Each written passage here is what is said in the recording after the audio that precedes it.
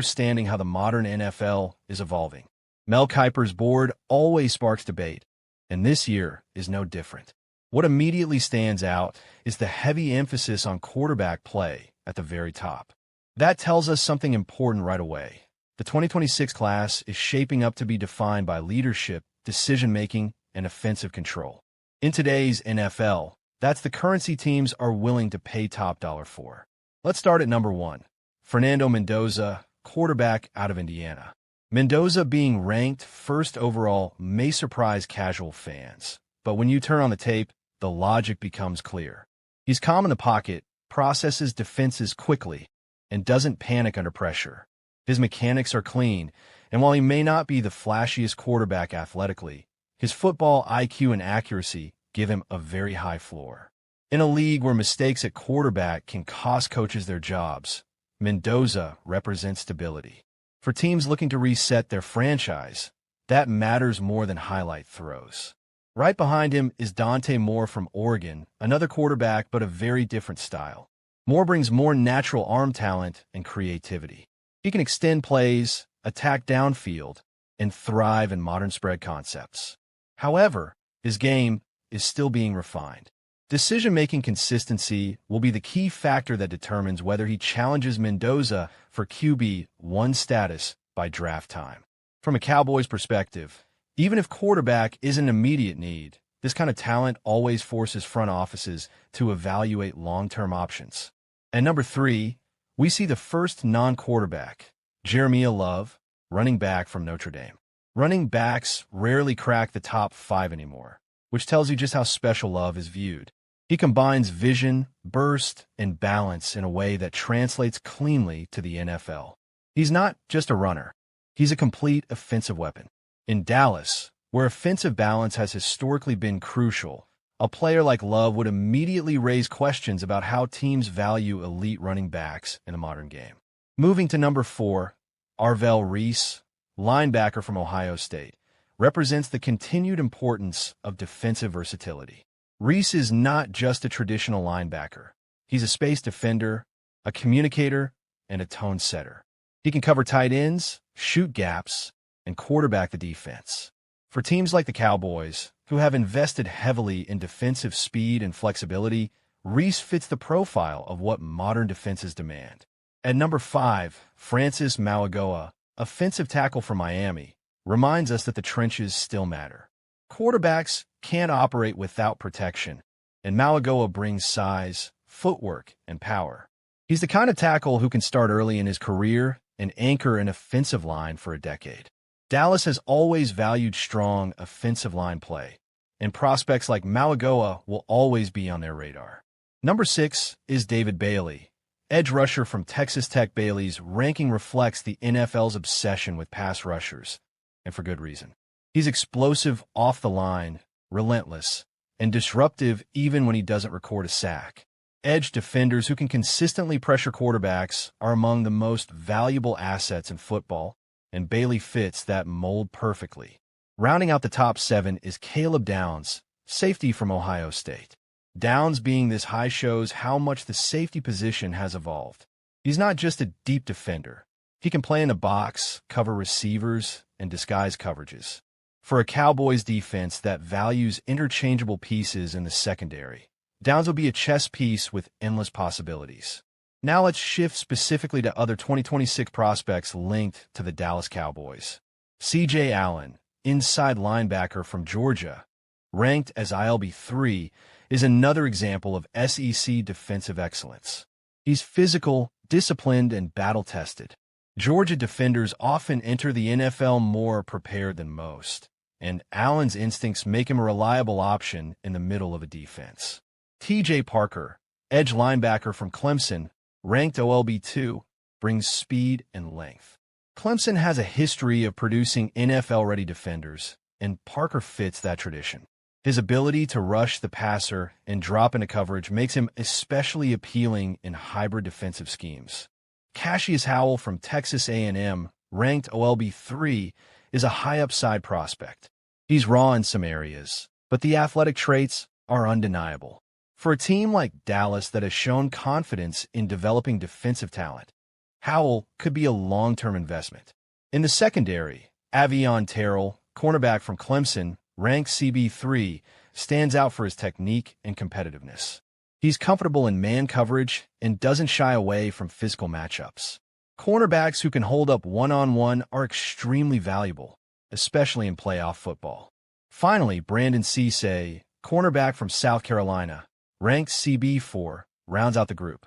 Cisse is a player who continues to rise as evaluators look deeper into his tape.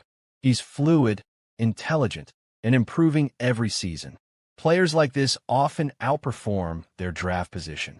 When you look at Mel Kiper's board as a whole, a clear pattern emerges. Versatility, intelligence, and positional value are driving evaluations. This isn't just about raw athleticism anymore. It's about how players fit into complex systems and how quickly they can contribute. For the Dallas Cowboys, the 2026 draft class presents opportunity. Whether it's reinforcing the defense, preparing for long-term offensive transitions, or simply adding elite talent, this board gives us a preview of the decisions that will define the next era of the franchise. And that's what makes draft analysis so fascinating. It's not just about predicting picks. It's about understanding the future of the game itself. Welcome back to the show. And today we're diving deep into one of the most important conversations surrounding the Dallas Cowboys as they move into the offseason, a conversation that sits right at the intersection of ambition, timing, roster construction, and the reality of the NFL business, because the Cowboys made it very clear at the trade deadline this past season that they were not content to sit on their hands. They wanted to make a move. They wanted to push chips toward the center of the table. And they did exactly that by trading for Quinnen Williams from the New York Jets, a bold move that sent a message to the rest of the league that Dallas believes its championship window is open right now.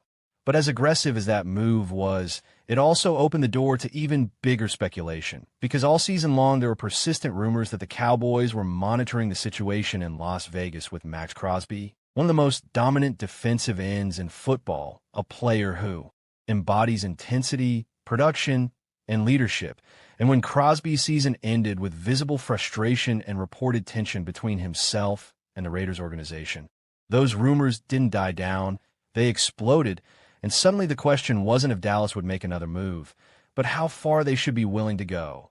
And that brings us to the heart of today's discussion. Because while fans dream about pairing Micah Parsons with Max Crosby and creating the most terrifying pass rushing duo in the NFL, not everyone inside the Cowboys media ecosystem believes that's the smartest path forward, including two well-known voices on Dallas Sports Radio, Sean Sharif and RJ Choppy from 105.3 The Fan, who recently had a fascinating conversation about what the Cowboys actually need a defensive end, and more importantly, how they should go about getting it. And their take might surprise some people, because while they fully acknowledge that Max Crosby is an elite, game-changing player, they both argued that if you zoom out and look at the full picture, the better move for Dallas would be to pursue Trey Hendrickson instead. And that difference in approach says a lot about how this team should be thinking about its future, because the core issue isn't talent, it's cost.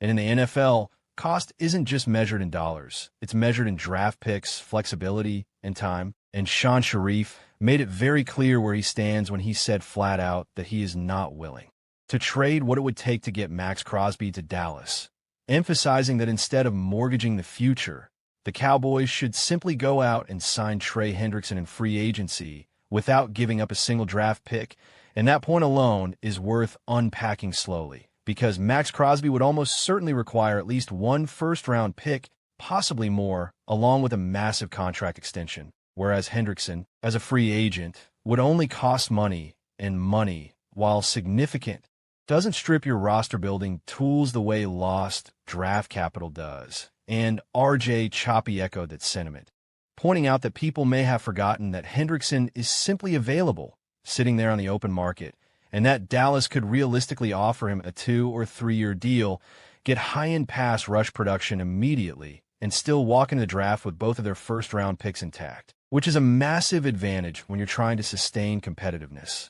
And yes, Choppy admitted that Hendrickson is not as good as Crosby in a vacuum. And yes, he acknowledged that Hendrickson is coming off an injury, But he also made it very clear that under no circumstances would he sacrifice first-round draft capital for Crosby, especially given where this team is right now. And that leads us into the age conversation, because one of the immediate counterarguments to signing Trey Hendrickson is that he's 31 years old. And in NFL terms, that's not young, especially for an edge rusher who relies on explosiveness and power. But Sean and RJ dismissed the concern rather quickly, and the reason they did is actually very telling about how they view the Cowboys championship window. Because when you look at the roster honestly, you see that Dak Prescott is also in his 30s, and while he's still playing at a high level, the reality is that quarterbacks don't get younger, contracts get bigger, and injury risk increases every year. And in their view, and frankly in the view of many around the league, the Cowboys' true Super Bowl window is probably the next 2 seasons, not 5, not 7, but 2, maybe 3 at most. And when your window is that tight, your priorities shift from long-term upside to immediate impact. And that's where Trey Hendrickson becomes extremely appealing, because when healthy, he has proven beyond any doubt that he can be one of the most productive pass rushers in football. And despite missing time this season due to a hip injury that landed him on injured reserve after 7 games, Hendrickson still recorded 4 sacks before going down. And while that stat line might not jump off the page at first glance, the context matters, because injuries have a way of suppressing market value. And that could actually work in Dallas' favor, potentially allowing them to sign a premier edge rusher at a slightly reduced price, essentially rolling the dice on health in exchange for elite upside. And if we zoom out and look at Hendrickson's body of work, the case becomes even stronger, because when he was fully healthy in 2024, he led the entire NFL in sacks with 17.5, and that wasn't a fluke or a one-year spike, because he posted the exact same number, 17.5 sacks, in 2023 as well, meaning that over the last 2 fully healthy seasons, he was arguably the most productive pass rusher in the league. And over 5 seasons with the Cincinnati Bengals, he's totaled 61 sacks, a number that puts him firmly in elite company. And when you imagine that level of production lining up opposite Micah Parsons, it's not hard to see why Sean and RJ believe this could be the smarter, cleaner, more efficient move, because you're not just adding sacks, you're changing protections, forcing offenses to pick their poison, and creating more one-on-one opportunities across the defensive front. And all of this circles back to the broader philosophy question facing the Cowboys this offseason, which is whether they want to go all in the most dramatic way possible by swinging a blockbuster trade for a superstar like Max Crosby, or whether they want to take a slightly more disciplined approach, leveraging free agency to address their biggest needs while preserving draft capital to keep the roster deep and flexible. And there's no denying that Crosby would be electric in Dallas. There's no denying that his motor, leadership, and production would elevate the defense instantly. But there's also no denying that the price would be enormous. And when you consider the age of the core players, the limited championship window, and the importance of maintaining first-round picks to inject young talent into the roster, the argument for Trey Hendrickson becomes not just reasonable, but compelling, because championships are rarely won by winning headlines in March. They're won by building balanced rosters that peak at the right time. And if the Cowboys believe their time is now, then adding a proven elite pass rusher without sacrificing future assets might be the exact kind of calculated risk that pushes them over the top. And as this offseason unfolds, all eyes will be on Dallas. The Dallas Cowboys are officially at one of the most important crossroads they've faced in years. And it isn't about a quarterback, a draft pick, or a blockbuster trade. It's about leadership, philosophy, and whether this franchise truly understands how deep the defensive hole has become. The search for a new defensive coordinator is now fully underway, and the names coming through the doors of the Star tell a very clear story. Dallas knows it cannot afford to get this hire wrong. Over the past few days, the Cowboys have already conducted 3 interviews, speaking with Minnesota Vikings defensive pass game coordinator Durant Jones, Cleveland Browns safeties coach Ephraim Bonda, and Denver Broncos defensive pass game coordinator Jim Leonard. On the surface, those names may not jump off the page to casual fans, but they reflect a deliberate shift in thinking. These are not legacy hires. These are not splashy, brand-name coordinators being brought in for optics. These are teachers, schemers, and developers. Coaches who have worked in modern defensive systems and have been tasked with solving passing games in an era where stopping the pass is the entire ballgame. At the same time, the Cowboys did attempt to swing higher. They requested permission to interview Atlanta Falcons defensive coordinator Jeff Ulbrich, a respected defensive mind with head coaching experience and a reputation for physical, disciplined football. That request was denied. Atlanta, now searching for a new head coach after firing Raheem Morris, another potential Cowboys candidate, chose to keep Ulbrich in-house. That denial matters because it highlights the competition Dallas is facing. Good defensive coaches are not sitting around unemployed. They are either being promoted, protected, or aggressively pursued elsewhere. And that brings us to the name hovering over this entire process, Brian Flores. Flores is the type of candidate who changes the temperature of a room the moment he becomes available. He is currently the defensive coordinator of the Minnesota Vikings, and his work there has been nothing short of remarkable. In a league that is increasingly built around spacing, tempo, and quarterback comfort, Flores has consistently found ways to disrupt timing, confuse protections, and manufacture pressure without elite personnel. His defenses are aggressive, unpredictable, and unapologetically attacking. This week is critical because Flores is now free to interview for defensive coordinator positions after completing head coaching interviews last week. That distinction matters. Flores is not looking for just any job. He is looking for the right job. And more importantly, he is likely looking for a promotion, not a lateral move. If a head coaching opportunity materializes, that will almost certainly be his priority. But if it doesn't, Dallas becomes one of the most fascinating options on the table. A high-profile franchise with immense pressure, significant resources, and a defense that is desperate for structural repair. According to Calvin Watkins of the Dallas Morning News, the Cowboys are far from finished with their search. After completing interviews with Jones, Bonda, and Leonard, the organization plans to bring in additional candidates next week. Jim Leonard, who spoke with the team on Saturday, was the final interview of the initial group, but not the final interview overall. This is not a rushed process. This is a franchise that understands the magnitude of the decision in front of it. And that magnitude becomes painfully clear when you look at the numbers. The 2025 Dallas Cowboys defense was not just bad, it was historically bad. They ranked 30th in the NFL in total defense, allowing 377 yards per game. That alone would be concerning, but the deeper you dig, the worse it gets. Dallas surrendered a league-high 60 total touchdowns. 60. That is not a schematic hiccup. That is a systemic failure.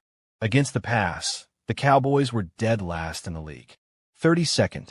They allowed 251.5 passing yards per game and 35 passing touchdowns, the second most in the NFL, trailing only the New York Jets. And here's the detail that makes it even more alarming. The Jets failed to record a single interception in 2025. Dallas, meanwhile, was not far behind in terms of ball production. This was a defense that couldn't cover, couldn't disguise, and couldn't take the football away. That context matters when evaluating these coaching candidates. Whoever takes over this defense is not inheriting a playoff-caliber unit that needs a few tweaks. They're inheriting a broken structure. The previous scheme failed to protect the secondary, failed to generate consistent pressure, and failed to adjust when offenses inevitably attacked the same weaknesses week after week. This next defensive coordinator will be tasked with rebuilding the Cowboys' defensive identity from the ground up. That's why the backgrounds of these candidates are so important. Deron Jones has experience coordinating the defensive pass game in Minnesota, working under Brian Flores, and helping implement one of the most aggressive pressure packages in the league. Ephraim Bonda has been deeply involved in Cleveland's secondary, a unit that has consistently played with discipline, physicality, and awareness. Jim Leonard, a former elite safety himself, has built a reputation as one of the smartest defensive minds in football, particularly when it comes to coverage, disguise, and communication on the back end. But Flores remains the standard bearer. If Dallas can land Brian Flores, it would signal a genuine commitment to fixing what's broken. Flores does not run passive defenses. He He does not sit back and hope his corners hold up. He attacks protections, forces quarterbacks to identify pressure pre-snap, and lives with the risk that comes with aggression. For a Cowboys defense that spent all of 2025 on its heels, that philosophical shift alone would be transformative. Of course, the challenge is convincing Flores that Dallas is the right place.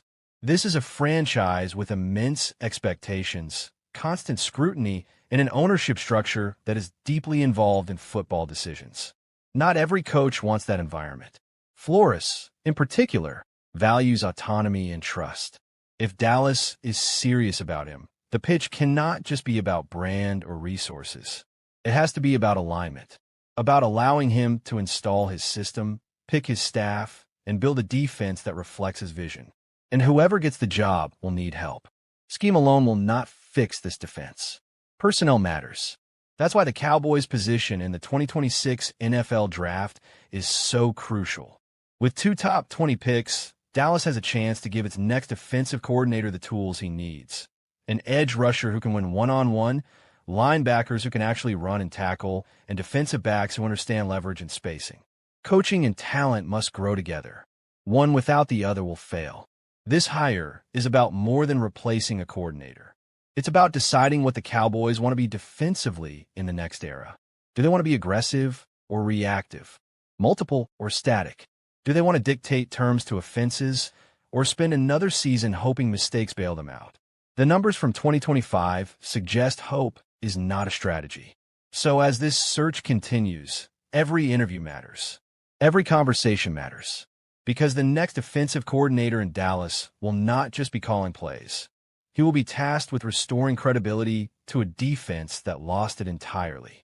Cowboys suddenly walk into the 2026 NFL Draft holding 2 top 20 selections. For a team staring down a full defensive reset in the aftermath of trading Micah Parsons, that is nothing short of massive. This is not a Cowboys roster that can afford to draft passively. The 2025 season exposed structural flaws across the defense, from the lack of consistent edge pressure to shaky linebacker play, to a secondary that simply could not hold up over 4 quarters. Parsons wasn't just an elite pass rusher. He was the identity of the defense. He was the piece offenses feared, the player coordinators built entire game plans around. Once he was gone, the Cowboys were left with a defense that reacted instead of dictated. That reality is what makes this draft and these 2 first-round picks so critical. 2 top 20 picks give you options. You can chase elite talent, or you can weaponize flexibility. But here's the complication. Dallas does not own its original 2nd or 3rd-round picks in 2026. That means if they stay put and simply make 2 first-round selections, they will have ability and toughness to a unit that needed both. But as the season unfolded, those hopes faded. The Cowboys' defense struggled in nearly every measurable category. Missed tackles, blown coverages, poor third-down efficiency, and an inability to stop the run became weekly storylines. Opposing offenses seemed to find success far too easily, and the defense failed to complement an offense that often did enough to win games. Even after the mid-season trade for Quinnen Williams, which briefly sparked optimism, the improvement was short-lived. The defense showed flashes, but flashes are not enough in the NFL. Consistency wins games, and Dallas simply did not have it. In the end, Eberflus became the most visible symbol of the defense's failures. Letting him go was less about blame and more about reset. The Cowboys needed a fresh start. Coaching changes and what they reveal about Dallas' strategy. Coaching changes are rarely isolated decisions. They usually reflect a broader organizational philosophy. In this case, the Cowboys' decision to move on from Eberflus suggests that the front office is prioritizing immediate improvement over long-term patience. Dallas is not rebuilding. This is a team that believes it can compete now. With veteran stars, a proven quarterback, and playoff expectations, the margin for error is slim. That reality makes every coaching hire, every roster move, and every contract negotiation critically important. The next defensive coordinator will need to deliver results quickly. There will be no long adjustment period. The Cowboys are in win-now mode, whether they admit it publicly or not. The other major question, the future of Javonte Williams. While coaching changes grab headlines, roster decisions often have a bigger impact on the field. One of the most important questions Dallas faces this offseason is whether they can retain running back Javonte Williams. Williams just completed the best season of his career. He was explosive, reliable, and productive. More importantly, he became a central part of the Cowboys' offensive identity. When Dallas needed tough yards, big plays, or a spark, Williams delivered. That kind of performance does not come cheap. And now, the Cowboys face a familiar problem: how to keep a rising star without breaking the bank. Javonte Williams' breakout season in context. To understand why Williams is so valuable, you have to look beyond raw statistics. His impact went deeper than yards and touchdowns. He gave the offense balance. He forced defenses to respect the run. He opened up play-action opportunities and took pressure off the passing game. Week after week, Williams showed vision, power, and patience. He ran with confidence and urgency, traits that are contagious in a locker room. Teammates fed off his energy, and fans quickly embraced him as a core piece of the offense. That kind of production is exactly what teams look for in free agency. And unfortunately for Dallas, they're not the only team that noticed. The financial reality of free agency. Williams played the 2025 season on a one-year, $3 million deal. That contract now looks like a bargain. With free agency approaching, his market value has skyrocketed. According to projections, Williams could command a multi-year deal worth over $20 million. That is a significant investment, especially for a team already managing multiple large contracts across the roster. This is where tough decisions come in. The Cowboys must weigh Williams' importance against their financial flexibility. Paying him means sacrificing resources elsewhere. Letting him walk means replacing a proven playmaker. Neither option is painless. Why the New York Jets are a serious threat. Analysts believe the New York Jets are one of the strongest contenders to sign Williams. The Jets have cap space, a clear need at running back, and a roster that could benefit greatly from his skill set. A projected 3-year, $20 million deal makes sense from their perspective. For Williams, it represents security and recognition. For Dallas, it represents a looming loss. If the Cowboys are unwilling or unable to match that offer, they must be ready with a backup plan that or J.K. Dobbins, a possible replacement option. If Williams leaves, the Cowboys will need another running back capable of carrying a significant workload. One name that continues to surface in discussions is J.K. Dobbins. Dobbins' career has been defined by both promise and frustration. When healthy, he is dynamic and efficient. He runs with burst and has proven he can be productive at the NFL level. However, injuries have followed him throughout his career. Missed games and shortened seasons have prevented him from securing long-term stability. That history makes him a risky option, but also a potentially affordable one. Why Dobbins fits the Cowboys situation? From a financial standpoint, Dobbins makes sense. A one-year, $5 million deal is manageable and low risk. It allows the Cowboys to replace much of Williams' production without committing long-term money. For Dobbins, Dallas represents an opportunity.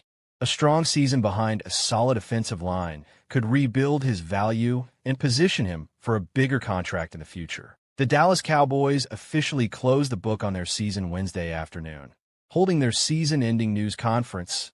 And, as always when Jerry Jones speaks, there was a lot to unpack. Beyond the usual end-of-year reflections, one message stood out clearly. The Cowboys believe change is coming, and this time, it could be big. Jerry Jones made it clear that the organization is ready to do what he called dramatic things this offseason. And perhaps even more surprising, he openly said that finances will not stand in the way. Jones spoke honestly about the disappointment of the season and the urgency to improve immediately. He told reporters that the incentive is there to, in his own words, bust the budget, if that is what it takes to get results right now. That statement alone signals a major shift in tone for a franchise that, in recent years, has often been accused of being too cautious. According to Jones, the Cowboys are not interested in standing still.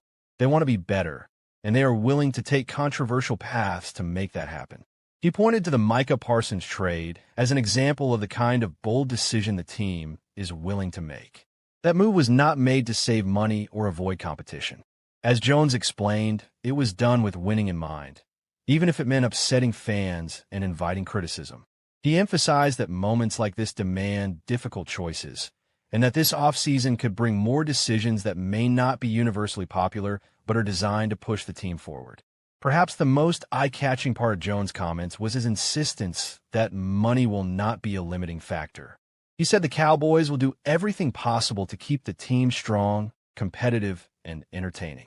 That kind of language suggests an owner who understands that patience is wearing thin and that fans want action, not promises. It also hints that Dallas may finally be ready to abandon its reputation as a conservative spender. If the Cowboys truly follow through on this approach, the possibilities are significant. According to Cowboys Wire's KD Drummond, Dallas could open up as much as $147 million in salary cap space if they restructure contracts and make the right moves. That amount of financial flexibility would completely change how the Cowboys operate in free agency. It would allow them to re-sign key players like George Pickens and Javonte Williams, while also aggressively pursuing outside talent to upgrade the roster. Trades could also be part